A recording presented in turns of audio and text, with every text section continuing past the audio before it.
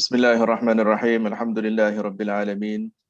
Wassalatu wassalamu ala asyrafil anbiya'i wal mursalin sayyidina Muhammad wa ala alihi wa sahbihi ajma'in. Khairu ma uhayyikum bihi tahiyatul Islam wa tahiyatul Islam bisalam. Assalamualaikum warahmatullahi wabarakatuh. Alhamdulillah, syukur kita rafakkan kepada Allah Subhanahu wa taala pada pagi hari Khamis yang barakah ini dapat sama-sama kita bertemu kembali dalam program Bual Bicara di page rasmi Waqaf An-Nur Corporation Berhad. Untuk kembali kita memanfaatkan setiap waktu yang ada dalam tempoh PKP ini. Dan seperti pada minggu yang lalu, kita telah war-warkan pada setiap hari Khamis, insya-Allah, sama ada pada siang ataupun malam. Kita akan ada program Bual Bicara. Pada minggu yang lalu telah kita bahaskan beberapa perkara berkaitan tentang isu Palestin pada minggu yang lalu. Dan insya-Allah pada hari ini kita akan sama-sama membawakan topik yang masih dan sedang diperkatakan daripada awal isu ini timbul sehinggalah kepada isu kepada hari ini yang dibahaskan daripada pelbagai kelompok masyarakat. Tajuk yang kita bawakan pada pagi ini iaitu vaksin fakta atau auta. Jadi bersama-sama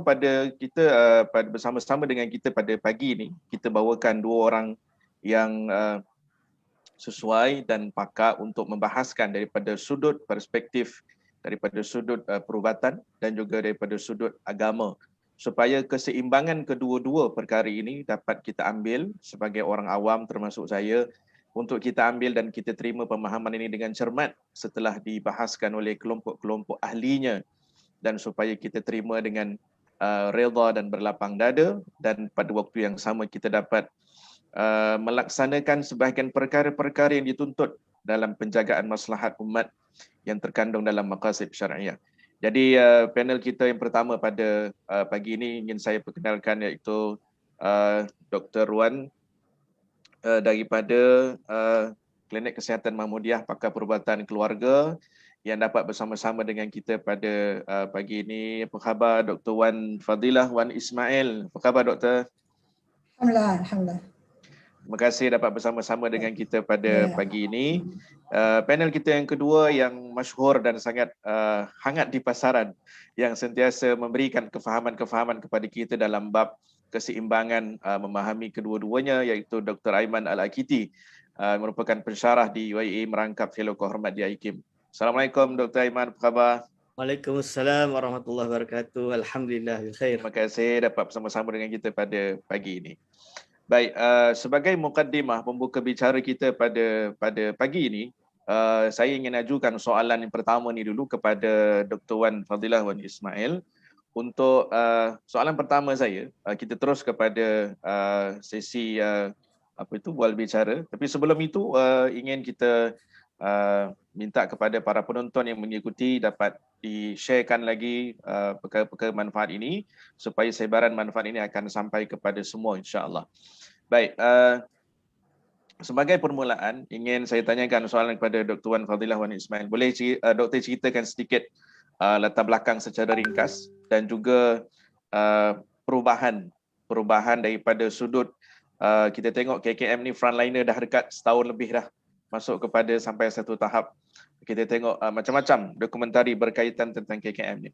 Mungkin Dr. Wan boleh kongsikan pada kita sedikit latar belakang berkaitan tentang profession dan situasi perubahan daripada kerja yang dulu dengan situasi pandemik yang ada pada hari ini. Silakan Dr. Wan. Okey. Terima kasihlah yang berbahagia Tuan Pengurusi atau moderator kita Imam Muhammad Syafi'i Rahmat. Sebagai timbalan pengurus juga Waqaf An-Nur. Saya.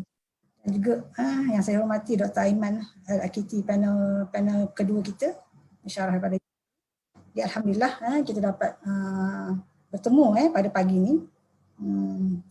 Dan bagi soalan nak mengenai saya ni lah kan, setelah bekerja sebagai dah 33 tahun lah memang dah banyak kali lah kita bertemu dengan wabak ni, epidemik Memang daripada awal lagi kita ada, masa bulan puasa dulu kita ada epidemik typhoid yang teruk.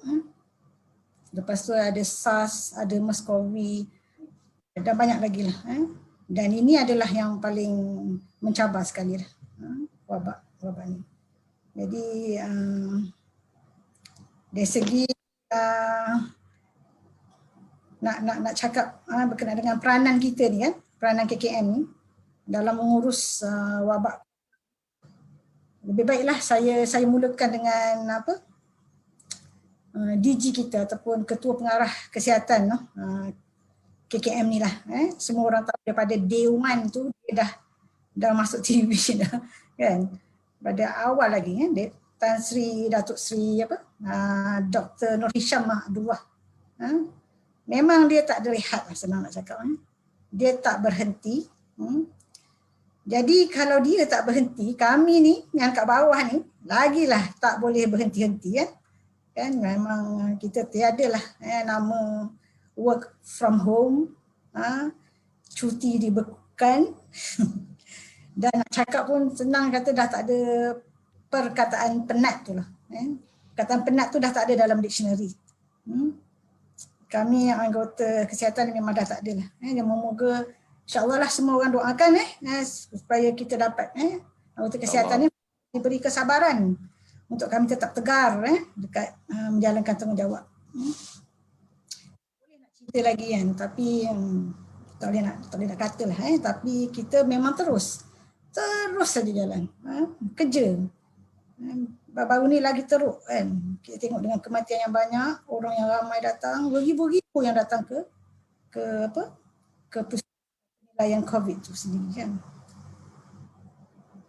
Jadi antara kalau nak terangkanlah antara peranan kami lah yang menguruskan wabak COVID ni memang daripada kita banyak bahagian kan. Jadi kita boleh kena ada mengesan daripada peringkat klinik tu, kita kena buat saringan untuk mengesan atau untuk mendiagnose pesakit yang datang, nak tengok ada COVID ke tak ada kan. Kita suspek je kita akan buat saringan. Kalau dia dah diagnose memang dah di COVID, apa yang kita buat? Kita nak kena menilai dia ni, nak kena masuk ward ke, nak pergi kuarantin kat mana kan. Lepas tu bukan dia aja, kita kena cari pula keluarga dia, bukan keluarga saja, kontak rapat dia pula. Ini kita kena investigate kontak rapat dia. Jadi kalau yang kena masuk ward tu pengurusan klinikal dia dekat ward. Macam mana kita tengok dekat hospital tu lagi dengan kena masuk ICU ke, kena macam-macam dah. Kita dah tak memang rasa ada yang sehingga kan kalau ke hospital tu banyak benda yang kita kena tangguhkan dan semuanya kena konsentrasikan dekat pesakit-pesakit COVID ni. Satu yang ada kata operation telah ditangguhkan kan, sebab kita perlu prioritas yang mana kerja untuk menyelamatkan nyawa ni kan. Jadi dia bukan melibatkan doktor saja, semua kategori. Termasuklah yang cleaner, termasuklah driver yang membawa pesakit, tak kira masa ambulans pergi ke rumah kan. Jadi macam kalau dari segi kesihatan awam pula, bahagiannya pakar kesihatan awam yang untuk menyiasat setiap kes COVID, menyiasat kontak rapat untuk cari untuk membuat pencegahan, aktiviti pencegahan daripada penularan pesakit ni kan. Dan sekarang ni pula lepas yang pasal yang ni, bukan lepas lah, ada pula untuk bagi vaksin pula. Kena buka pula pusat vaksin. Tadi pusat kuarantin ni, pusat nak bagi vaksin pula. Kita pakai anggota yang sama. Kan? Jadi banyaklah anggota kita ni yang dikerahkan ke pusat-pusat vaksin, pusat penilaian COVID, pusat pemberian pusat jagaan kuarantin dan lain-lain lah. Jadi belum cakap lagi yang nak jaga yang pesakit yang klinik lain ni, yang datang dengan sakit-sakit lain. Jadi begitulah keadaan kita ni anggota kesihatan pada peringkat ini. InsyaAllah. Baik, itu penjelasan Dr. Wan secara ringkas pada permulaan mukadimah sesi bual bicara kita pada pagi ini. Kalau kita tengok tadi Dr. Wan terangkan bukan sekadar yang mengalami perubahan daripada sudut kerjanya, dah tak ada istilah penat dah. Termasuklah prosedur perubatan. Apa-apa hal kena dulukan yang COVID ni dulu. Apa-apa hal settlekan COVID ni dulu. Merangkumi semua. Dan kita melihat perkara ini sebagai salah satu daripada sudut sebagai seorang Islam yang beriman, kita melihat perkara ini sebagai salah satu ketentuan yang pasti ada hikmahnya, cuma mungkin ada yang dah menjumpai, mungkin ada dalam proses mencari. Baik, terima kasih Dr. Wan atas penjelasan soalan yang pertama. Saya nak pergi pada Dr. Aiman. Dr. Aiman Al-Akiti yang banyak terlibat dalam membahaskan permasalahan-permasalahan. Dr. Aiman, kalau kita lihat isu-isu, satu-satu isu timbul, terutamanya bila ada musibah yang berlaku. Pastinya kadang-kadang ada proses untuk dikeluarkan panduan, terutama dari segi hukum hakam dan sebagainya. Untuk permulaan ini secara umum, mungkin Dr. Aiman boleh kongsikan kepada kita, bagi kefahaman orang-orang awam di luar sana, proses keluarkan hukum ni tak semudah-mudah macam mana kita ambil nas yang zahir boleh keluar begitu, diambil dua sumber yang dikaji, disidangkan nak sampai kepada keluar satu hukum, sama ada daripada sudut hukum hakam yang timbul masa pandemik ataupun isu yang nanti pada soalan berikutnya berkaitan tentang vaksin. Secara umumnya mungkin Dr. Aiman boleh kongsi pada kita tentang perkara ini. Silakan. Bismillahirrahmanirrahim. Assalamualaikum warahmatullahi wabarakatuh. Kepada segenap hadirin wal hadirat, hafizakumullah. Alhamdulillah rabbil alamin. Assalatu wassalamu ala asyrafil anbiya'i wal mursalin wa ala alihi wa ashabihi ajma'in. Amma ba'du. Kepada Sahibul Fadilah, Tuan Moderator kita, Al-Ustaz Muhammad Syafi'i yang saya hormati, kepada rakan panel, iaitu Dr. Wan, sebagai seorang pakar di dalam ilmu perubatan dan juga dalam keadaan yang memahami bagaimana kita punya baris hadapan sekarang, dan kepada segenap hadirin wal hadirat hafizakumullah. Jadi di dalam Islam sejak Rasulullah SAW wafat lagi, iaitu di kalangan para sahabat, jadi sudah ada istilah istinbat hukum, sudah ada istilah mufti, mustafti. Mustafti ni orang yang tanya hukum, mufti ni yang memberi hukum. Kalau kita ingat dalam kitab-kitab Turath, di zaman sahabat itu ada lebih dari 40 atau mungkin 40 sahabat yang terkenal memberi fatwa, seperti Sayyidatuna Aisyah radhiyallahu anha, Sayyidina Umar bin Al-Khattab, iaitu Sayyidina Ali karamallahu wajhah, dan banyak para sahabat-sahabat lain.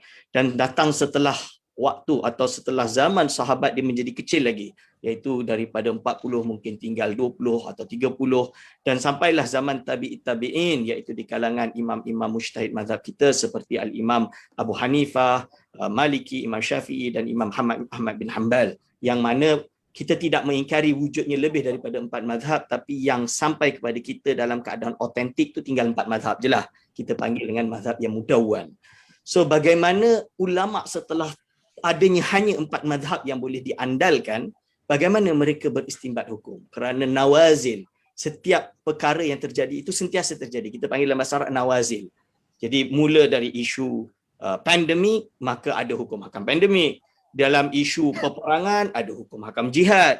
Dalam isu kemarau, bukan pandemik tapi kemarau, qahtun, ada hukum hakam qahtun.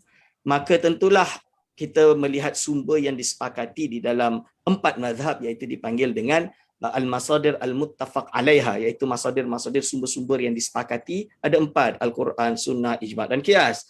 Lalu ada sumber-sumber yang diperselisihkan pendapat di kalangan ulama untuk dipakai, seperti syar'u man qablana, syarak umat yang datang sebelumnya, iaitu kaul sahabat, maslahah mursalah, mengambil satu yang paling maslahah, istihsan kalau menurut mazhab Hanafi. Lalu kita ada istishab, iaitu istishab seperti asal pada air adalah suci, asal pada makanan adalah halal, asal kepada sesuatu adalah boleh, asal kepada ini adalah tidak boleh.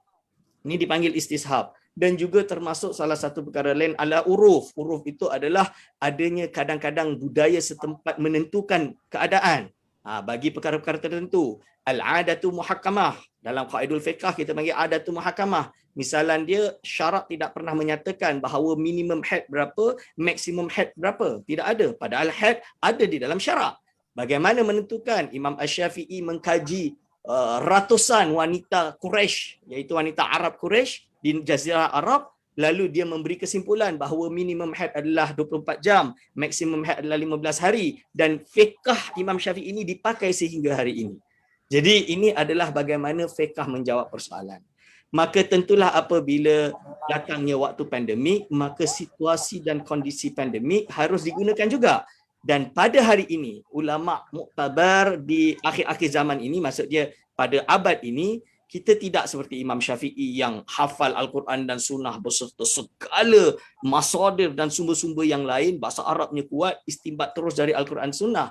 Tapi kita ada yang kita panggil dengan ijtihad jama'i, iaitu berijtihad secara kolektif, secara ramai-ramai, bersama-sama mencurahkan segala kemampuan kita untuk memutalaah kitab-kitab yang lama, lalu kita berijtihad di belakang ulama-ulama yang besar ni.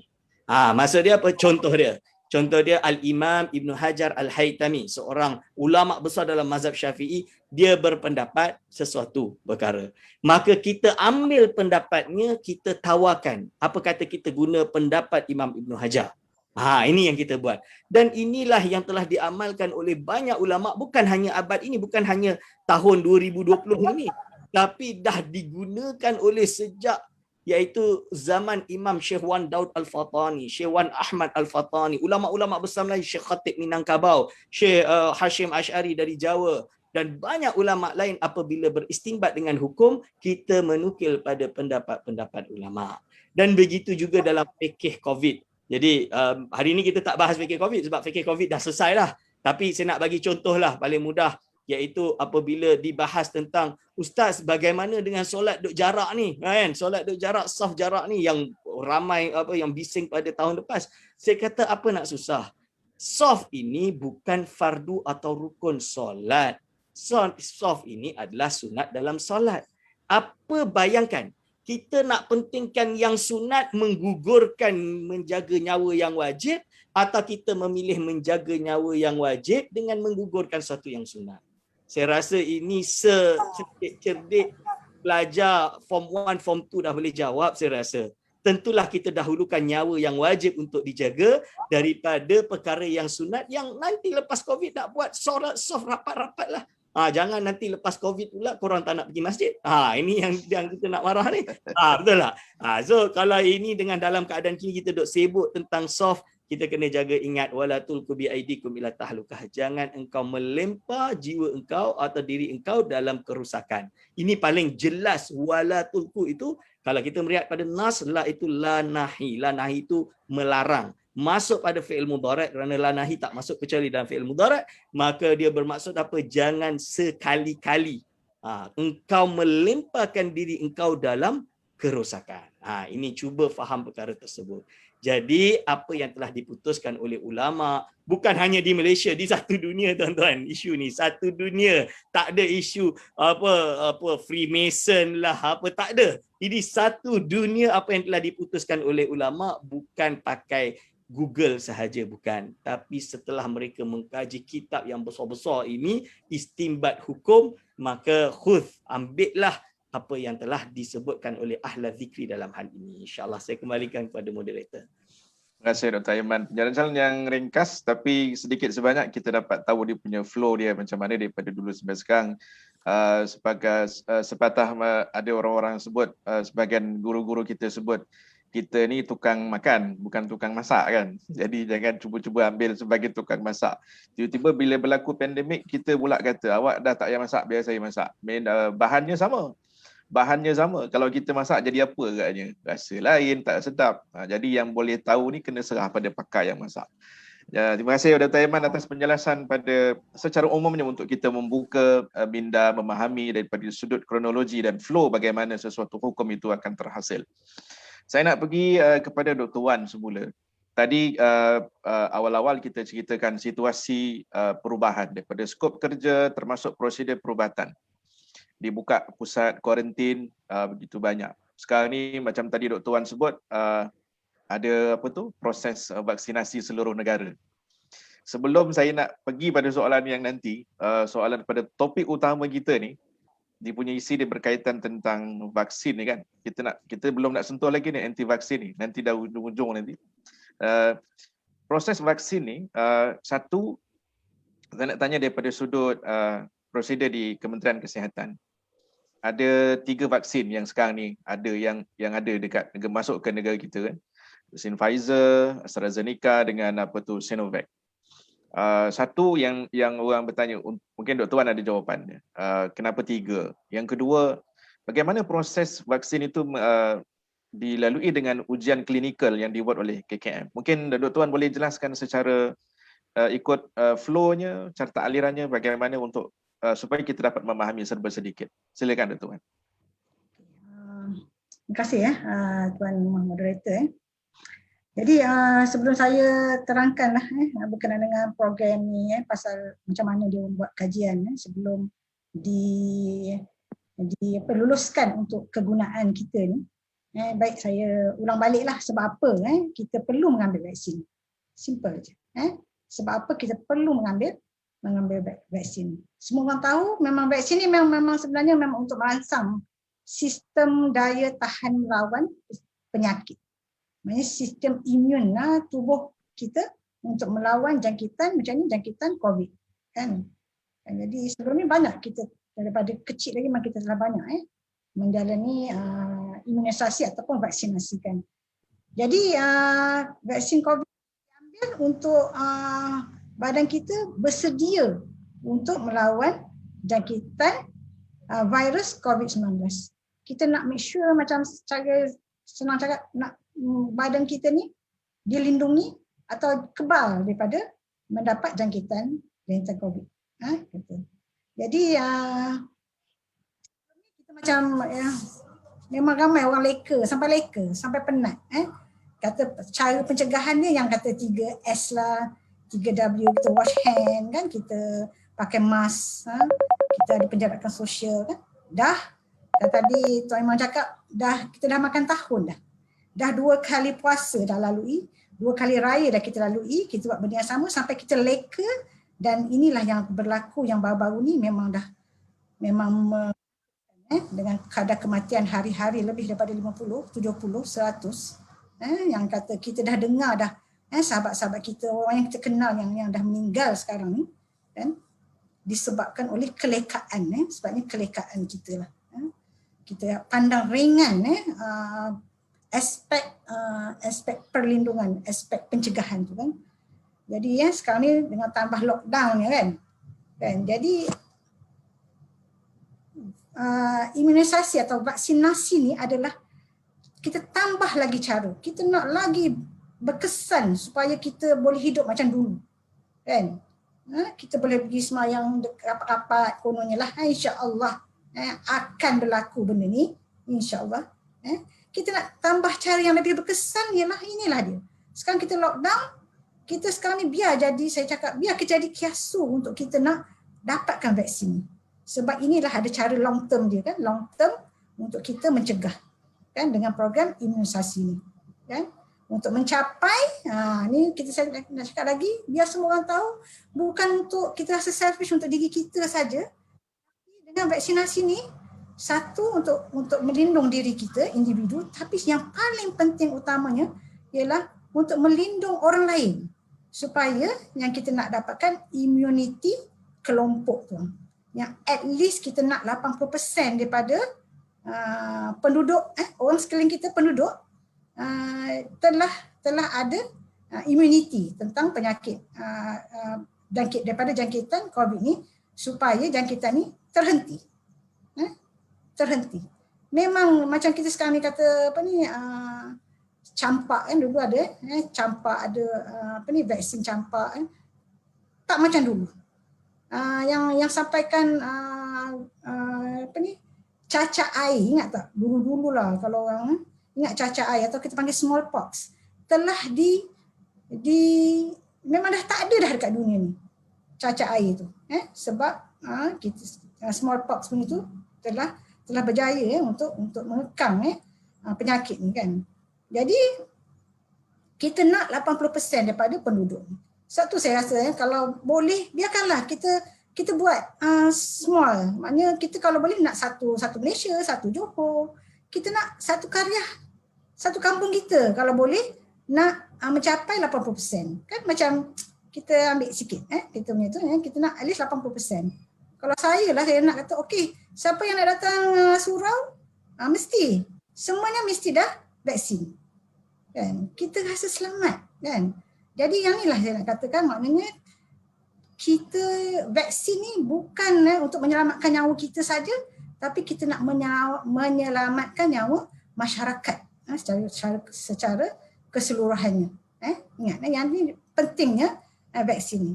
Jadi sekarang ni kita baru mencapai berapa? Kan kalau kita tengok boleh tengok, kita boleh tengok pencapaian vaksinasi dekat Malaysia kan. Kita dah mula kalau kita tengok 2-3 hari lepas, kita tengok sekarang ni Malaysia dah mencapai kita ada dalam 31 juta penduduk. Kita ada dalam 3.6% yang dah lengkap 2 dos. 3.6% saja yang dah lengkap 2 dos dan 7.8% yang dah dapat 1 dos. Maknanya total yang dah dapat 1 dan 2 dos ni dah dalam 10%. Dan kita nak mencapai 80%. Memakan masa, tapi cuba sedaya upaya kita memang nakkan vaksin ni. Kan? Jadi dari segi program vaksinasi ni kita ada fasa lah, berfasa. Sedang berjalan sekarang ni. Yang dah lepas fasa 1 untuk frontliners selesai. Selesai dah sampai daripada bulan April. Daripada bulan April tu dah masuk fasa 2 sekarang ni. Kita dah bagi dekat orang-orang yang berumur 65 tahun ke atas dan orang yang sakit kronik. Dan kita baru start lagi untuk orang-orang dewasa yang AstraZeneca tu. Dan kita dah start daripada Mei, April dah start sekolah negeri memang dah start. Ya, dekat Johor ni pun dah start dekat Pesada. Jadi kita kapasiti untuk yang kita boleh vaksin ni kita nak buat, mula kita bagi 500 orang. Sekarang ni kita akan plan untuk at least 3,000 orang sehari. Kita ni plan tu. Benda tu ada. Bukan tak ada insya-Allah. Jadi cubalah. Kan. Jadi dari segi peranan nak kata keselamatan pasal vaksin ni, dan peranan KKM nak pastikan yang vaksin ni dia telah melepasi ujian klinikal. Kalau dah sampai Malaysia ni, maknanya memang dah lepas. Dari segi macam kalau untuk pengetahuan lah, kalau katakan kita nak buat satu ubat lah, satu ubat je, memang kita perlu melalui macam yang Ustaz terangkan tadi lah, banyak kajian-kajian kena buat semua kan. Jadi kita memang ada kajian buat kan, ada fasa, macam ikut fasa. Contoh kalau vaksin yang macam Pfizer contohnya kan, dia dah buat dah kajian tu daripada fasa 1 sampailah fasa 3, fasa 4 kan. Kalau fasa 1 tu kalau kita nak buat mula tu bukan macam pakai entah barang je kan. Maknanya itu ini bahagian klinikal. Kalau yang pra-klinikal sebelum tu maknanya dia dah jalankan dah dekat dalam sel, macam mana vaksin nak buat, dekat dia cuba dekat haiwan dulu. Lepas tu masuk fasa klinikal ni, fasa 1 dia perlukan beberapa sukarelawan dalam ratusan kot. Dalam beberapa orang sukarelawan untuk diorang try gunakan vaksin ni. Lepas tu dah masuk okey, dah selamat, buat masuk fasa 2. Minta lagi sukarelawan dalam ratusan orang. Lepas tu okey, nak tengok ada kesan sampingan ke, ada berkesan ke tidak. Masuk pula fasa 3. Fasa 3 untuk sukarelawan kita panggil lagi ramai orang lah. Lagi ramai orang yang untuk ribu-ribu orang. Kan? Jadi sekarang ni dah masuk dah macam fasa keempat ni dah juta-juta dah. Kan? Dah berjuta-juta orang dah menjalani, dah kita tengok dah. Dia punya kesan tu memang kajian memang dah memang dah baik untuk dari segi mengurangkan penularan penyakit ni. Jadi kalau kat Malaysia ni sebelum dah lah yang dah dibuat, Pfizer dah buat tu, kan WHO telah iktiraf semua.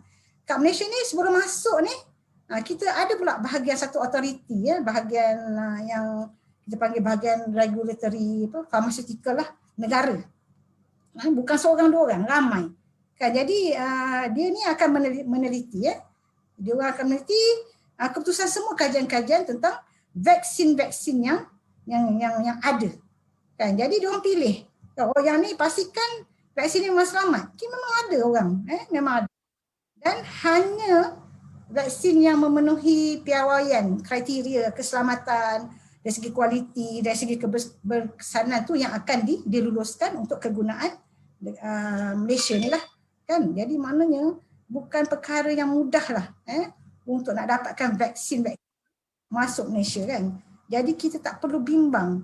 Kalau kerajaan kata dah badan ni lah yang menentukan meluluskannya, kita ambil kata-kata tadi ada 3, patut kita ada 4 vaksin yang kita nak, tapi yang belum masuk tu yang daripada Russia.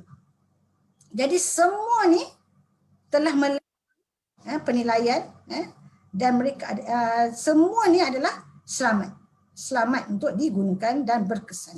Itu je lah saya nak kata. Right. Baik, terima kasih Dr. Wan atas penjelasan. Walaupun kita tengok secara sederhana ringkas, tapi satu perkara yang kita dapat tahu di sini, proses nak sampai kepada vaksinasi kepada masyarakat tu bukan satu proses yang mudah-mudahnya untuk diambil ringan oleh pihak KKM. Dan memang ahlinya KKM yang mengetahui daripada sudut ujian klinikal dan sama ada bersesuaian ataupun tidak, tengok pula kepada antibody seseorang. Program vaksinasi ini adalah daripada sudut pencegahan. Kalau bahasa Tan Sri Dr. Nur Hisham, setiap petang berusaha untuk putuskan rantaian kluster-kluster yang sedia ada. Baik, lanjutan daripada soalan pada Dr. Wan, saya nak pergi semula pada Dr. Aiman. Kalau bahasa KKM kata putuskan rangkaian, dalam agama kita ada namanya wajib bagi orang Islam yang beriman ni melakukan usaha pencegahan. Iaitu pencegahan tu wajib. Tapi sebagaimana sering kita dengar dalam sidang akbar dan juga dah dekat setahun lebih dah, sama ada Datuk Seri Ismail Sabri ataupun Tan Sri Dr. Nur Hisham, proses mendidik masyarakat bukan satu perkara yang mudah. Hatta ketika mana tahun lepas nak suruh duduk rumah punyalah susah pada awal-awal. Nak suruh duduk rumah tu sampai kena datang uniform biru tak cukup, uniform hijau pula. Uniform hijau tak cukup, datang lagi satu hijau, rela pula kena turun bantu. Hanya semata-mata nak suruh duduk rumah. Itu proses nak mendisiplinkan masyarakat dan rakyat bukan satu perkara yang mudah. Hari ini ada satu lagi isu, iaitu proses nak memahamkan masyarakat. Dan juga bukan satu perkara yang mudah, terutamanya dalam memahami isu vaksin.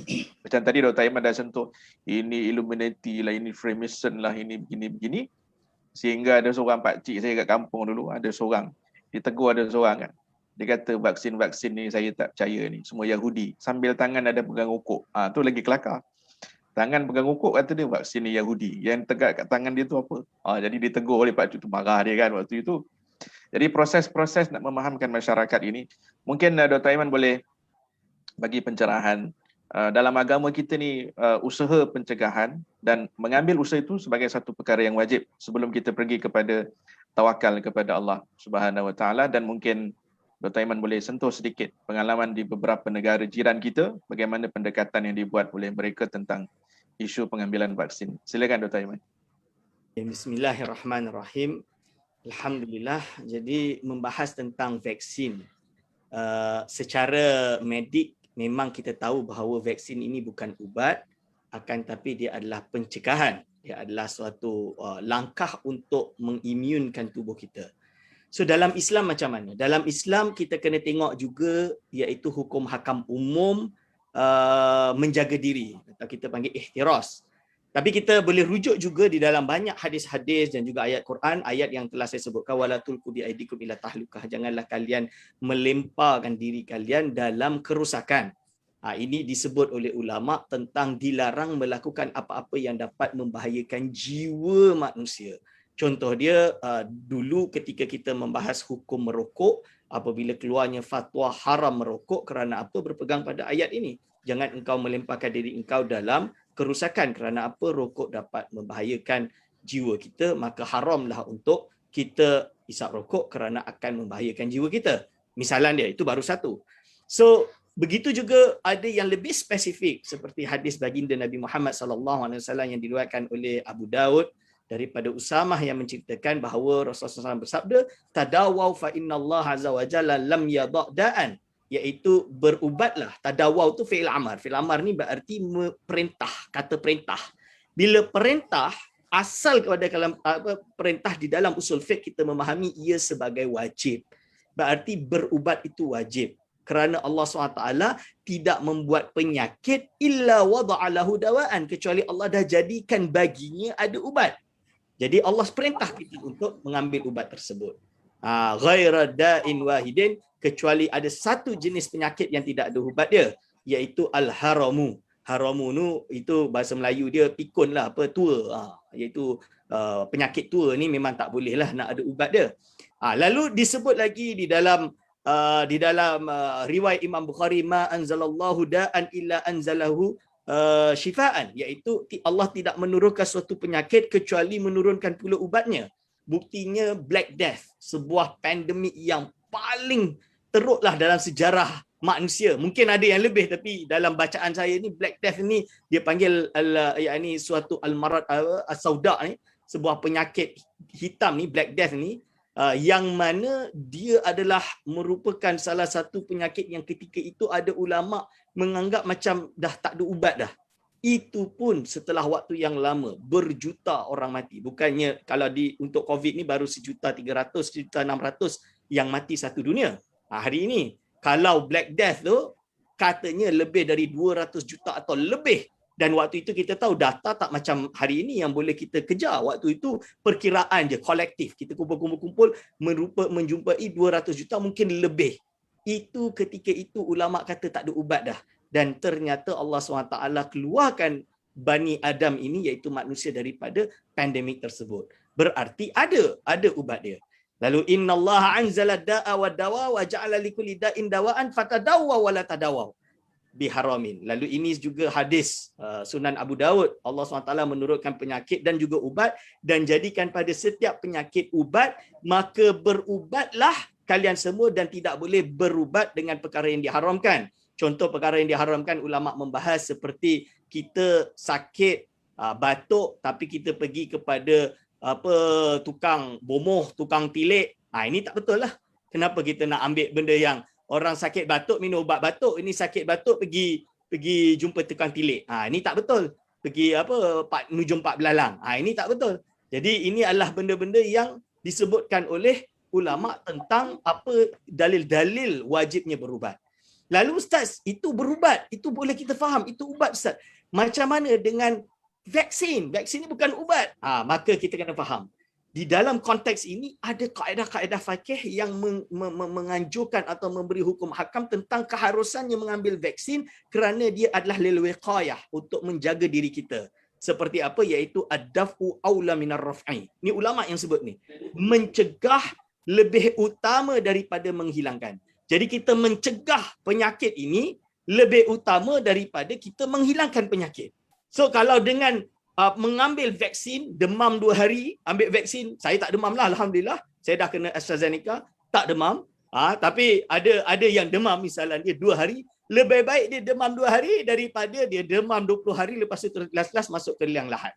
Pilih mana? So ad-daf'u aula minar raf'i. Lalu ada juga ad-dararu yuzal, yang mana ia datang daripada hadis la darara wala dirara, jangan membuat bahaya dan jangan kena bahaya dan jangan berbuat bahaya. Lalu kita kena tahu juga ada al-amru bi syai'i amrun bi wasailihi. Perintah pada suatu juga perintah kepada segala perjalanan menuju tersebut. Kalau dengan kita nak masjid dibuka, nak solat jamaah ramai-ramai, nak kita dapat melakukan solat Jumaat dengan seluruhnya, dengan baiknya, dengan sempurnanya, kerana itu perintah Allah Subhanahu Wa Taala, maka kalaulah salah satu cara untuk menuju itu adalah dengan vaksin, maka al-amru bi syai'i amrun bi wasailihi. Maka wajib bagi kita untuk mengambil vaksin bagi yang memang berhaklah dan layak untuk mendapat vaksin, untuk mengambil vaksin tersebut supaya menuju kepada perkara tersebut. Dan ini juga datang daripada sebuah kaedah yang terkenal yang disepakati oleh 4 mazhab. Ma la yatimmu al-wajibu illa bihi fahuwa wajib. Perkara yang wajib tidak dapat disempurnakan kecuali dengan perkara tersebut, maka perkara tersebut itu juga menjadi wajib. Ibarat dia solat takkan sah kecuali dengan wuduk, maka berwuduk itu menjadi wajib untuk dia berwuduk supaya dia boleh solat. Begitu juga kita tahu kita wajib untuk beribadah seperti yang kita nak. Saya tu memang tak sukalah masjid ni ditutup. Saya memang tak nak masjid ni ditutup. Tapi kalau dah keadaan macam ni terpaksa tutup kerana ad-darar yuzal, iaitu bahaya ini perlu dihilangkan. Dan kalau untuk dapat kembali ke masjid dengan mengambil vaksin, maka mengambil vaksin itu boleh dihukumi wajib. Sebab itu salah seorang ulama besar di dalam mazhab Syafi'i, iaitu Al-Imam Syekh Nawawi Al-Jawi, bukan hanya Syafi'i, dia ulama Nusantara. Syekh Nawawi Al-Jawi Al-Bantani dari Banten, dia mengajar di Mekah Al-Mukarramah, dia mengarang 2 jilid besar kitab tafsir bernama Marahul Labid. Ketika firman Allah SWT, ya ayyuhalladzina amanu khudhu hidhrakum, iaitu hai orang-orang yang beriman, bersiap siagalah kamu. Apa yang dimaksud dari ayat ini? Beliau berkata, wa hadhil ayatu tadullu ala wujubil hadri ala jami'il madarri al-madhnunah bihadha tariq wa bihadha tariq kana al-iqdamu ala al-ilaj bid-dawa'i wal ihtirazi anil waba wajiban. Apa maksud dia? Iaitu ayat ini menunjukkan wajibnya kita berwaspada pada segala jenis bahaya zahir, dugaan-dugaan bahaya ni, madhnunah. Madhnunah ni yang tak pasti, tak yakin Ustaz, baru zon saja. Kan waktu tahun lepas saya ingat lagi, kawan-kawan Ustaz Pak Lebay ni, ada yang duk cakap kat saya, Ustaz, COVID ini masih zon, belum sampai derajat yakin. Kalau belum derajat yakin, kenapa kita kena tinggalkan sesuatu yang wajib?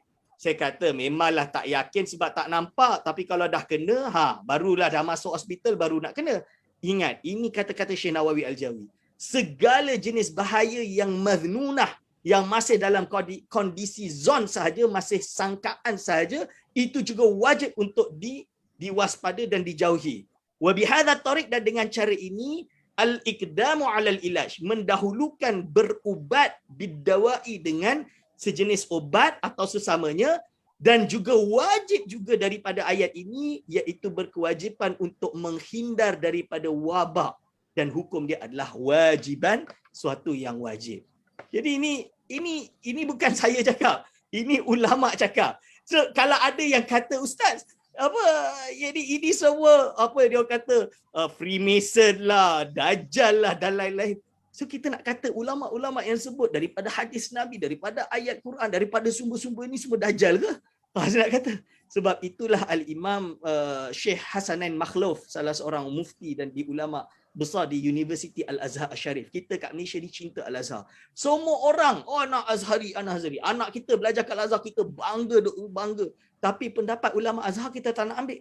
Apa kata Syekh Hasanain Makhluf? Wala tulqu bi aidikum ila tahlukah, bagi ayat yang saya sebutkan tadi, dia syarahkan wa kullu ma kana wasilatan ila zalika fahuwa wajibun syar'an. Semua benda yang dapat menjadi wasilah kepada perkara tersebut adalah wajib. Maka, ini dalil dah keluar habis ni. Kalau tak percaya lagi dalam hukum hakam, saya tak tahu, saya bagi tahu. Di dunia, Syekh Ali Jumaah tak payah cakap. Syekh Ali Jumaah dah jelas mewajibkan vaksin bagi kondisi sekarang. Syekh Abdullah bin Bayah, itu guru kami, cucu dia belajar di universiti di Morocco bersama, dan saya kenal cucu dia pun dah mengambil vaksin.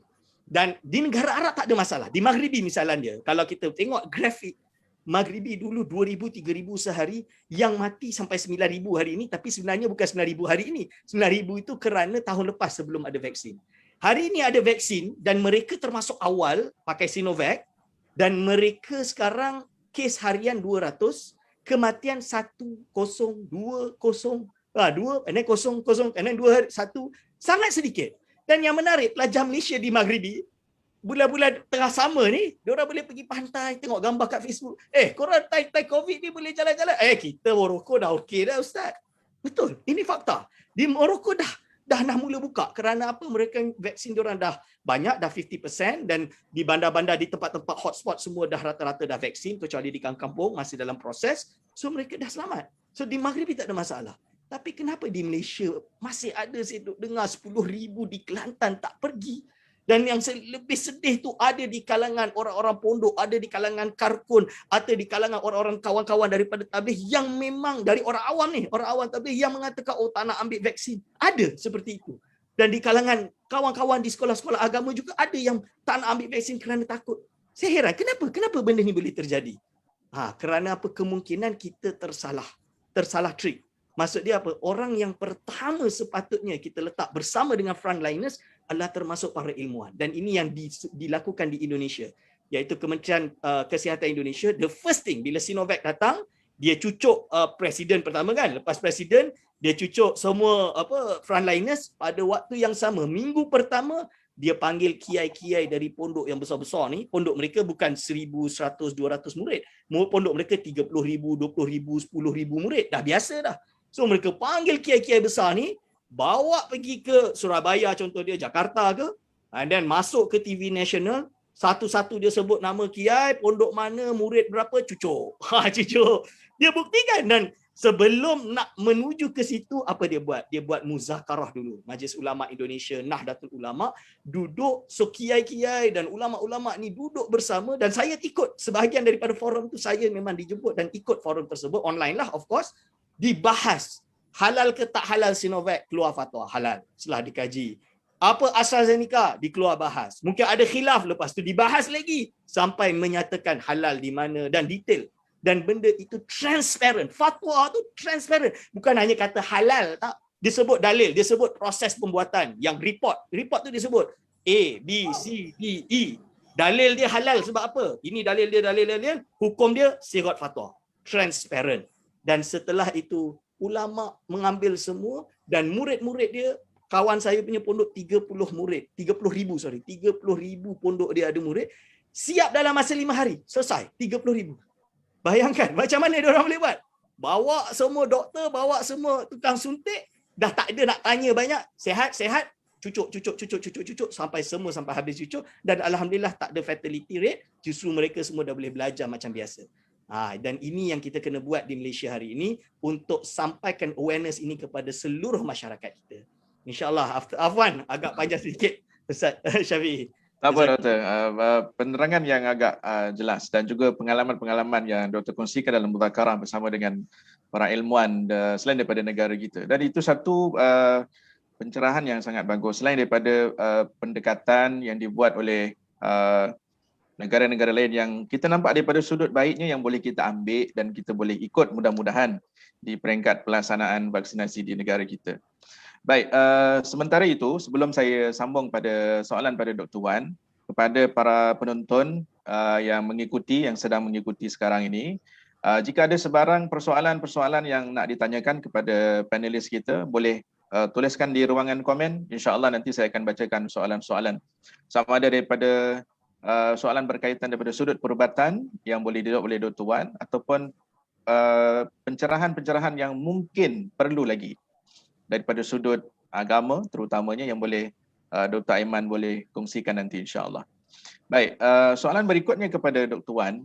Tadi Dr. Aiman cerita proses vaksinasi dekat Morocco, Maghribi yang agak berjalan cantik sehingga sebahagian besar daripada rakyat ataupun masyarakat dah boleh kembali hidup secara normal seperti biasa.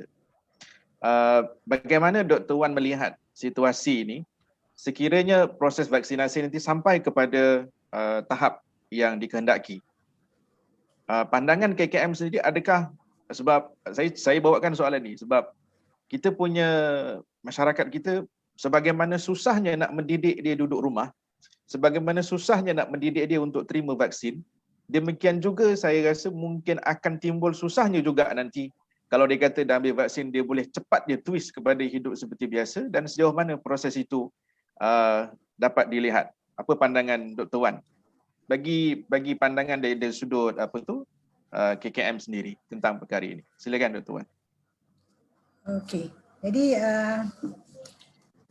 kita memang ada yang saya cakap tadi kan, yang fasa-fasa imunisasi tu kan. Sekarang ni kita dah masuk fasa kedua dan fasa ketiga. Ini semua memang kita akan menuju sampai ke tahun 2022 nanti memang semuanya akan dapat vaksin ni kan. Jadi yang pentingnya ialah kita kena datang untuk vaksin, untuk ambil vaksin. Masalahnya ialah nak, macam yang Ustaz cakap tadi, nak convince orang untuk datang. Sukar sangat. Tapi kalau ikut Kementerian Kesihatan, kita telah buka kan, kata MySejahtera. Tapi nenek-nenek tak boleh nak buka MySejahtera kan kesian kan. Tapi dia susah nak buat. Tapi kat dalam aplikasi MySejahtera tu memang ada dependent. Maknanya kalau anak-anak, dia akan boleh buka bahagian dependent tu, dia boleh daftarkan mak ayah dia, jiran-jiran dia pun boleh. Dependent, tapi maknanya nanti dia akan tahulah, oh dia ni akan dia kena check selalu bila dia nak dia ada appointment untuk ke pusat pemberian vaksin. Itu satu. Yang keduanya ialah bila pergi ke klinik kesihatan memang ada kaunter. Kita akan menolong, okey siapa yang nak daftar kita boleh daftarkan gunakan komputer dekat klinik ni untuk kita daftarkan untuk pengambilan vaksin. Jadi yang ini yang orang yang datang. Tapi sekarang ni kita sedang plan lagi kan, selain daripada yang ada menggunakan aplikasi ni, kita tengah nak buat nak pergi ke kampung-kampung. Ada yang dah mula, dia pergi ke kampung-kampung, ada gunakan bas untuk memberi vaksin ni ke kampung-kampung. Dan kita pun juga ada juga yang sekarang ni kita dah plan pergi ke rumah-rumah institusi, rumah-rumah orang tua untuk kita bagikan vaksin-vaksin ni. Jadi sekarang ni maknanya bukan one way je, maknanya kita akan turun ke bawah juga. Bukan yang mencarinya tapi kita akan cari orang juga. Kan sepatutnya memang benda tu akan memerlukan banyak tenaga, tapi inilah sebenarnya yang penting kita nak capai, yang saya cakap lagi, kita nak capai immunity kelompok ni untuk kita mencegah penyakit ni lah.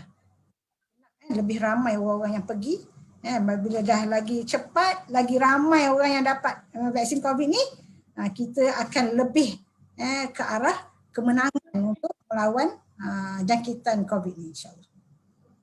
Baik, kita ada soalan daripada penonton kepada Dr. Wan, tapi saya nak pergi pada Dr. Aiman dulu sebab ada soalan yang masuk melalui WhatsApp di sini.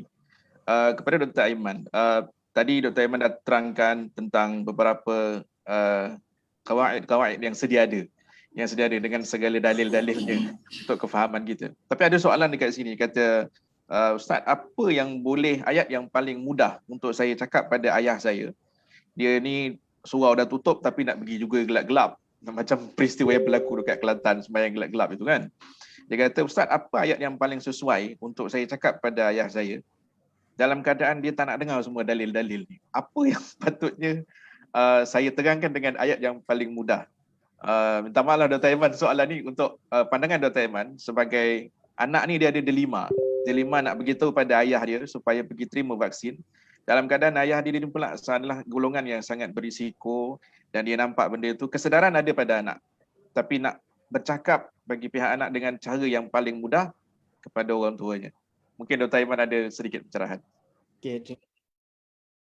Baik. Sekarang macam ni, kerana dia tak nak dalil-dalil, dia tak nak dengar ayat-ayat Quran pun dia tak boleh nak dengar dah. So saya bagi macam ni lah. Dalam ini cerita sahih dari Imam Az-Zahabi di dalam kitab Syiarul A'lamin Nubala tahun 1055 Masehi. Ni bukan baru ni zaman dulu ni, 1055 Masehi, waktu Islam masih bertapak megah di Andalusia, di Cordova. Jadi kata dia ada sebuah kemarau yang sangat besar dan juga ada wabak pada waktu yang sama di Mesir dan di Andalus.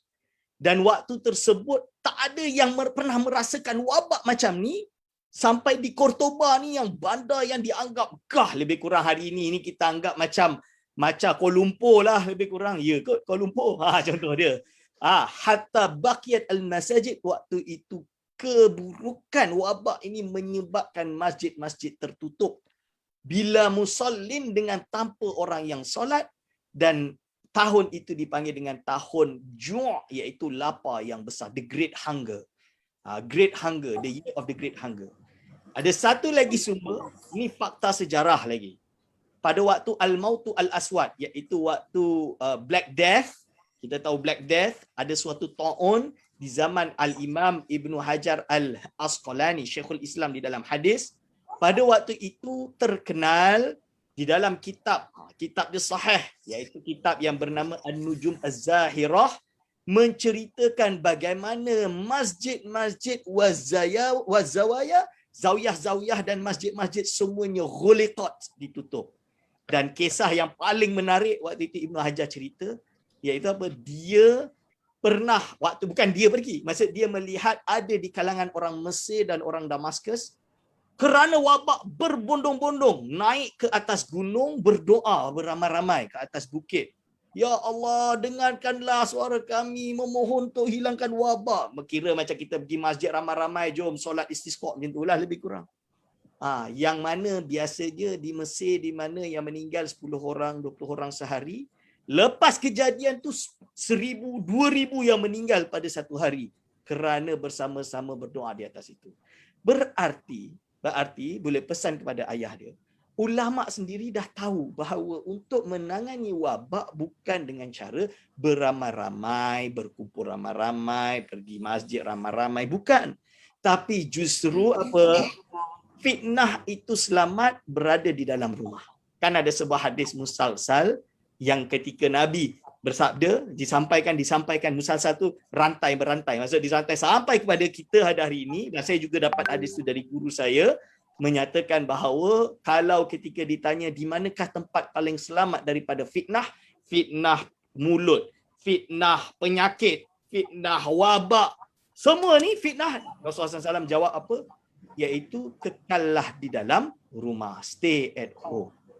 So pegang, ini hadis musalsal ini. Hadis musalsal untuk duduk di dalam rumah. Berarti kita di rumah bukan tak boleh ibadah, cakap Kak Pakcik. Kita ada di dalam kitab, di dalam ilmu tasawuf, ada yang dipanggil dengan suluk. Suluk tu apa? Suluk tu menyendiri, uzlah. Jadi kita uzlah tu maksudnya apa? Kita duduk dekat hujung, berkhalwah sendiri dalam bilik, minta tempat itu sehari khatamkan setengah Al-Quran. Tak payah pergi masjid, solat kat rumah, khatamkan setengah Al-Quran sehari, tak payah buat apa-apa. Itu lebih afdal daripada sengaja nak tunjuk gah aku ni boleh melawan otoriti, nak masuk masjid juga. Buat apa? Kadang-kadang kita buat macam tu justru kita kalah dengan takabur. Nak tunjuk kita soleh, masuk masjid, lawan otoriti. Ingat, dalam hal ini kita pegang pada fatwa Syekh Abdul Rahman Al-Mashhur Ba'alawi. Dalam kitab dia Bughiyatul Mustarsyidin. Dia sebut apa? Perintah pemerintah ini ada dua. Kalau dia jelas-jelas melanggar syarak, seperti dilarang solat sama sekali. Kamu tak boleh solat. Solat 5 waktu tak boleh. Kalau solat pancung. Contohnya ini terjadi di Andalusia. Kalau kamu boleh lawan, tak boleh taat. Kan dia kata. Kalau takut nyawa akan hilang, taat secara zahir bukan batin. Senyap-senyap solat dah. Lebih kurang macam tu. Kalau tak boleh larilah, keluarlah. Dia kata macam tu. Kalau yang bersifat tidak melanggar perintah Allah. Maksud dia tidak melanggar perintah Allah, maka wajib taat zahiran dan batinan dan ikut memperjuangkan perintah tersebut. Contohnya memerintahkan wajib solat, kita wajib ikut. Memerintahkan wajib puasa Ramadan, kita wajib ikut. Kalau dia ada maslahah dan tidak melanggar syarak. Ini contoh dia, tidak melanggar syarak. Kerana apa? Kalau pergi masjid, kita boleh kena COVID dan lebih menyusahkan negara. Contoh dia. Maka dia lebih dikata apa? Wajib taat zahiran dan batinan. Wajib taat secara zahir. Batin maksud dia kalau kita langgar, kita juga berdosa. Kerana dia berkaitan dengan maslahah. So dalam hal ini, fiqh sebut ni. Dalam kitab fiqh, apabila ada orang membawa bau yang tak sedap, pergi ke masjid, hukum dia apa? Makruh. Bahkan boleh bagi pemerintah untuk mengusir dia. Lalu Al-Imam Hasyah At-Tarmasi, Imam Tarmasi, Mahfud Tarmas kata dalam Hasyah At-Tarmasi, begitu juga orang yang juzam, yang berpenyakit menular, penyakit lepresi dan penyakit menular, apapun penyakit menular, boleh dan wajib bagi pemerintah untuk mengusir dia daripada masjid supaya tidak mengancam orang-orang yang sihat. So, mungkin itu je lah yang saya boleh nak kata. Nak panjang lagi boleh saya bagi 1 hari semua dalil. InsyaAllah. Baik, terima kasih Dr. Aiman atas penerangan itu. Mudah-mudahan dapat memberi pencerahan dan membantu kepada penanya untuk memberikan penjelasan kepada ayahandanya. Saya dok bayangkan kalaulah Sayyidina Umar ada masa sekarang jadi khalifah, habis semua kena dalam masjid ni, kena kencang dengan Sayyidina Umar ni. Jadi kita memahami dan mengikuti apa yang telah diperintahkan, diputuskan oleh ulil amri dan juga pihak-pihak berautoriti dengan tujuan sudut fikir kita sebagai orang bawah mungkin tak sama macam mana sudut pihak autoriti, sebab sudut pandangnya melihat kepada secara wide yang lebih besar. Kita mungkin melihat daripada sudut yang kecil, dan perkara itu kita terima dengan taat dan juga reda atas perkara yang dilakukan. Baik, ada soalan kepada Dr. Wan daripada Cik Barin. Mohon pandangan Dr. Wan apabila terdapat orang awam yang membeza-bezakan jenis-jenis vaksin, dan adakah benar setiap vaksin tersebut mempunyai kesan yang berbeza? Ada satu lagi soalan untuk Dr. Wan. Ada seorang penanya, ibu mertua dia ni merupakan dependent dia dan dah 2 kali dipanggil vaksin di luar JB. Tapi ditunggu untuk vaksin di Johor Bahru. Maksudnya dia tengah tunggu vaksin untuk di JB tapi dipanggil untuk di Kajang. So ada 2 soalan itu untuk Dr. Wan. Silakan Dr. Wan. Okay. Terima kasih Tuan Moderator. Berkenaan dengan vaksin ni lah, saya dah terangkan yang semua orang kena yakin vaksin ni yang diluluskan penggunaannya di Malaysia adalah selamat. Telah melalui bahagian yang saya kata tadi, bahagian regulatory pharmacy, pharmaceutical negara. Semua vaksin yang diambil telah menjalani semua fasa-fasa klinikal semua dan telah diiktiraf oleh Badan Antarabangsa WHO. Sebab itulah daripada kajian-kajian ni kita telah luluskan yang ada 4 atau 5 jenis vaksin nanti yang akan masuk, yang dah masuk dan akan masuk di Malaysia. Jadi keberkesanan vaksin-vaksin ni masa peringkat kajian ni sebelum-sebelum itulah dikatakan keberkesanan ni ialah daripada lebih daripada 50-60% sehingga 90% lebih keberkesanan vaksin ni dalam melindungi daripada jangkitan COVID. Jadi itu adalah fakta. Memang jadi maknanya semuanya sama. Tapi bila kita buat, bila dah dekat seluruh dunia telah menjalankan vaksinasi ni, maknanya daripada real world ni, kan dah tu dulu kajian, tapi daripada real world punya situation ni, lebih baik lagi. Lebih daripada 90%. Efikasi, keberkesanan setiap vaksin-vaksin ni. Tak ada, tak payah nak question. Jadi memanglah, ramai yang bertanya kat saya pun kata, saya nak Sinovac lah, saya ada yang nak Pfizer, ada yang kata sebab ada yang kata Sinovac lebih baik, dia kurang ni kan. Tapi yang saya cakapkan semuanya selamat. Yang penting bukan brand, jenis-jenis vaksin, yang penting kita nak capai yang saya kata tadi, immunity kelompok. Immunity kelompok, jadi maknanya seluruh penduduk ni mesti cuba selaya upaya untuk mendapatkan immunity kelompok at least 80%. Mendapatkan vaksin ni. Sebab saya kata tadi lagi cepat, lagi ramai yang dapat vaksin COVID ni, kita akan lebih dapat melindungi seluruh masyarakat daripada jangkitan COVID. Jadi semua jenis vaksin ni dia boleh mencegah jangkitan COVID, boleh. Dia boleh juga kurangkan kalau tu kemasukan ke hospital, ke ICU, dan juga ia mengurangkan kadar kematian. Maknanya dalam untuk menyelamatkan nyawa. Jadi tak payahlah kata saya nak, ada yang telefon saya kata saya nak Sinovac sebab saya baca dia paling selamat, paling tu kan. Tapi sebenarnya kalau untuk pengetahuan, kerajaan Arab Saudi dia tak luluskan Sinovac. Siapa ambil Sinovac tak boleh kerja ke haji, tak boleh kerja ke umrah. Dia orang belum luluskan lagi. Badan regulatory dia orang kan. Jadi banyak benda macam ni yang kata yang ni bagus, yang ni tak bagus. Padahal yang penting semua orang dapat vaksin ni sebab kesan dia, efikasi dia ialah lebih daripada 80-90% dalam mengekang penularan penyakit ni. InsyaAllah. Soalan yang kedua tadi Dr. Wan. Soalan yang kedua tu ramai memang saya kata kalau apa-apa hal tulis lagi dekat helpdesk sebab dia orang selalu akan dia orang akan respon. Kan katakan dah 2 kali. Tulis lagi kat helpdesk, kat bahagian My Sejahtera, helpdesk, jadi bahagian yang ada yang lain tu tulis masalah-masalahnya, sebab dia orang akan tunggu respon daripada mereka. Itu je lah kalau orang yang menggunakan aplikasi My Sejahtera, gunakan helpdesk untuk cakap masalah ni. Akan mendapat respon daripada mereka, insya-Allah. Baik, terima kasih penjelasan Dr. Wan pada 2 soalan tersebut. Ada satu lagi soalan untuk ditanyakan pada Dr. Aiman. Kita dah nak ke penghujung program kita pada pagi ini. Satu soalan pada Dr. Aiman.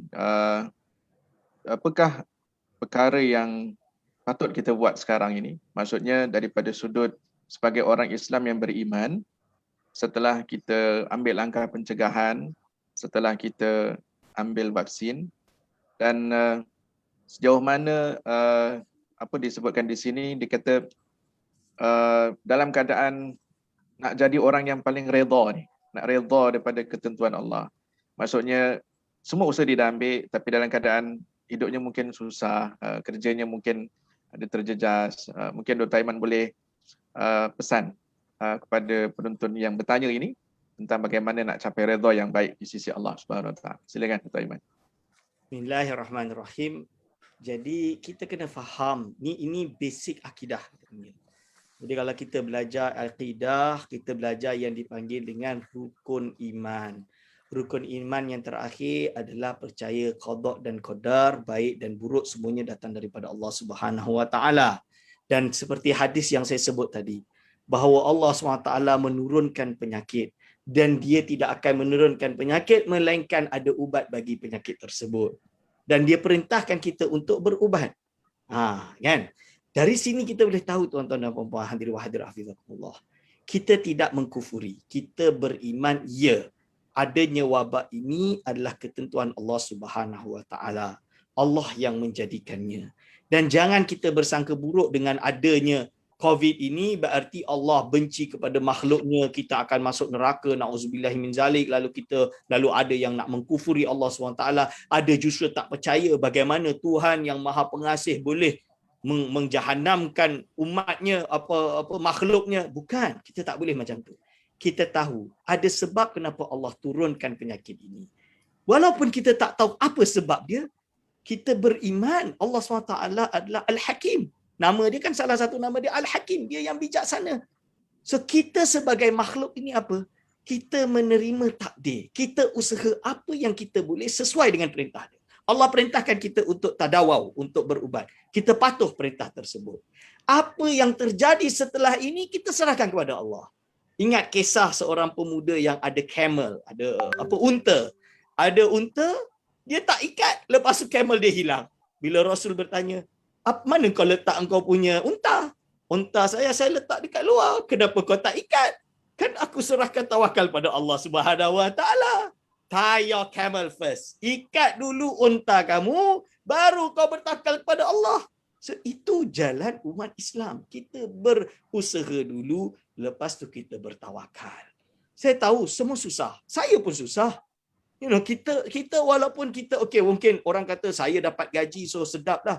Tidak semudah itu. Kita punya hutang lagi besar, tuan-tuan dan puan-puan. Kita ada hutang rumah, ada hutang kereta, ada hutang macam-macam. Lepas tu kami pun tidak mendapat bantuan moratorium hari ini. Dah dulu dapatlah tahun lepas. Ini dah tak boleh dah diumumkan. M40 tak boleh dapat bantuan moratorium misalnya. So apa yang kita boleh buat? So kita cuba tahan diri, kita cuba iktisad, economize diri kita.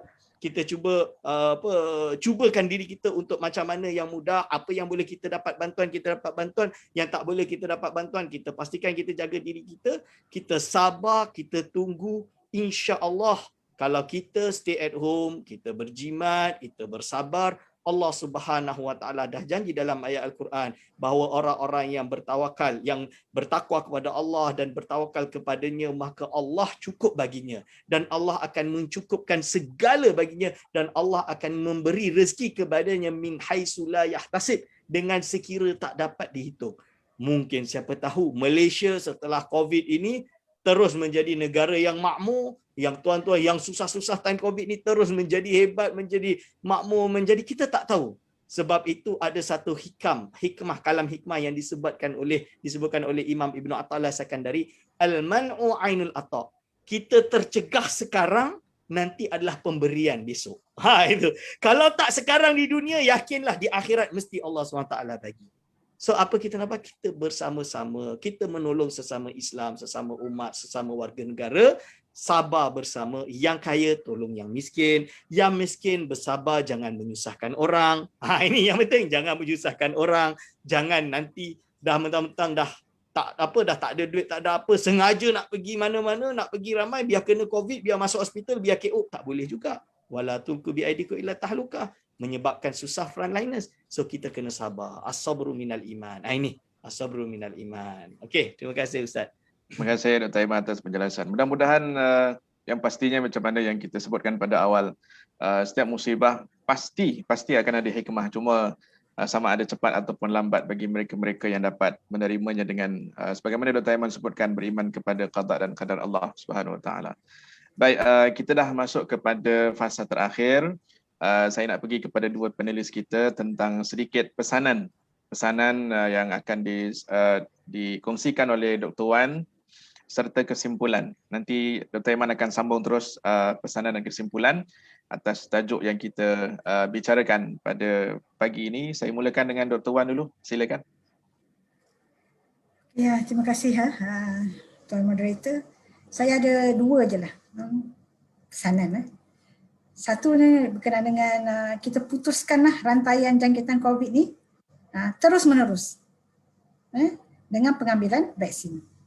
Kita putuskan rantaian jangkitan COVID ni terus menerus dengan pengambilan vaksin. Kita tolong orang lain untuk mendapatkan vaksin ni. Tolong adik-beradik, mak ayah, saudara mara, rakan kita, jiran, orang kampung kita, karya kita. Kita tolong dia orang untuk daftar untuk vaksin. Dan jangan lupa bila kita dah lengkap ambil 2 dos vaksin ni, kita masih kena teruskan pemakaian mask dan yang lain-lain wash hand dan juga penjarakan sosial, sebab kita belum capai lagi imuniti kelompok. Yang keduanya ialah saya nakkan semua orang merujuk fakta tentang COVID ni kepada orang yang mahir dalam bidangnya lah.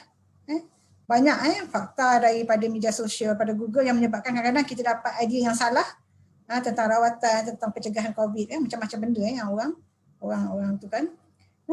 Rujuk laman kesihatan yang diiktiraf, Kementerian Kesihatan Malaysia. Tulis saja tu akan dapat kita tengok kita ni laman apa, ni daripada KKM. Kat situlah yang kita akan dapat fakta yang betul.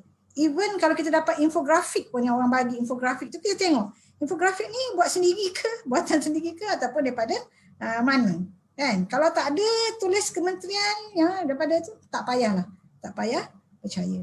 Jadi insya-Allah mudah-mudahan kita akan terhindar daripada mendapat jangkitan COVID ni, dan insya-Allah kita akan melalui zaman yang seperti biasa apabila semua orang menjalankan tanggungjawab dan peranan masing-masing.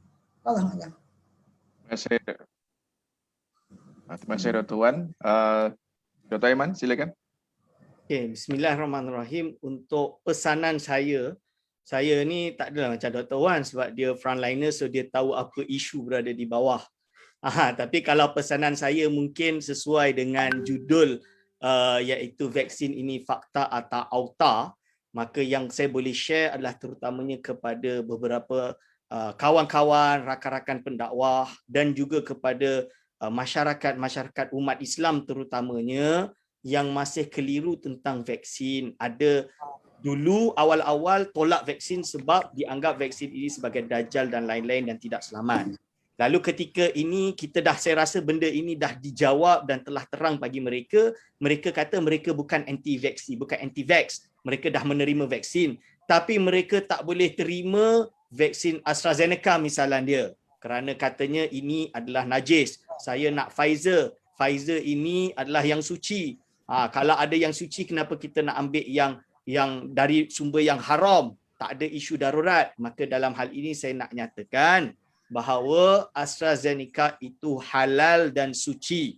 Kerana yang dibuat daripada AstraZeneca adalah daripada sel HEK293, dia bukan dari sumber babi. Tidak betul.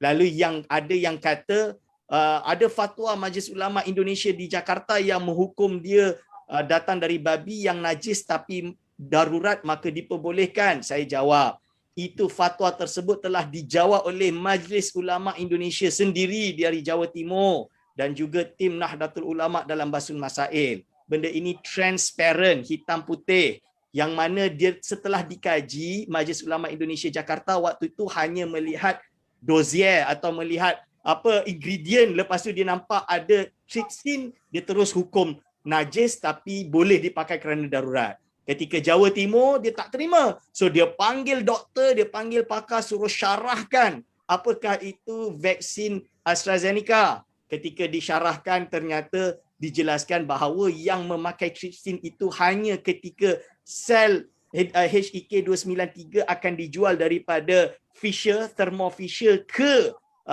Oxford University. Bila nak memisahkan itu baru memakai trypsin yang berasal daripada babi, enzim trypsin untuk keluarkan itu sahaja. Dan dia hanya berada di luar, di inang tu macam bekas dia sahaja, bukan pada sel HEK293. Itu pun bila dia dah dipisahkan itu, tetap sel HEK293 ini dibersihkan dengan cecair yang bersih. Dan dalam hal ini kita boleh tahu dalam mazhab Syafi'i jelas ia adalah suci. Kerana apa? Imam dalam kitab Imam Qulyubi dia sebutkan semua najis yang tidak dapat dilihat dengan kasat mata kerana terlalu sedikit, maka walaupun sengaja atau tak sengaja dia dianggap suci, tidak dianggap najis. Dia tidak boleh dihukumi najis walaupun berasal daripada najis yang mukhalladzah seperti babi. Kerana apa? Kerana dia dianggap sebagai benda yang sudah tidak dapat diusahakan oleh mata. Contoh yang paling mudah iaitu ketika kita membuat zaman Rasulullah SAW kan makan keju, betul? Keju ni terbuat daripada mana? Terbuat daripada sejenis benda yang datang daripada haiwan yang mana ia adalah najis. Dia adalah najis. Dan ulama mengatakan dia dihukumi suci. Kerana apa? Lil islah, untuk memperbaiki, kiasan alal infahatil al muslihati lil jubni. Bahasa Arab dia macam tu, iaitu alat untuk menjadikan susu itu menjadi keju. Itu adalah benda yang najis tapi dihukumi suci, tidak dihukumi najis kerana islah, untuk memperbaiki. Samalah dalam kes ini, maka AstraZeneca ini adalah suci. Saya nak sebut banyak kali. Jadi orang masih duk gaduh najis, tak, dia suci, dia bukan daripada babi, dan ini fatwa dia dah jelas. Maka dari sini saya boleh bagi tahu, so semua orang daftarlah, tak kisah nak Pfizer ke, nak Sinovac ke, nak AstraZeneca, mana yang boleh dapatlah dulu. Tu. So dapat yang mana dapat dulu. Jangan nanti saya nak tunggu Moderna, tunggulah sampai tahun depan tak sampai-sampai. Nanti dia kena dulu. Kalau kena COVID tak takut pula. Dia nak dapat vaksin takut. Ini yang saya heran.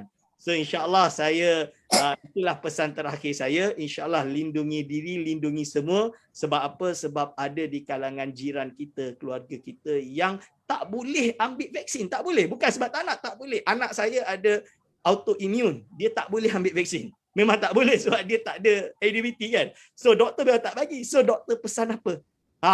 Kamu itu yang paling awal kena jaga. Jadi tahun lepas tu dia dah bagi tahu.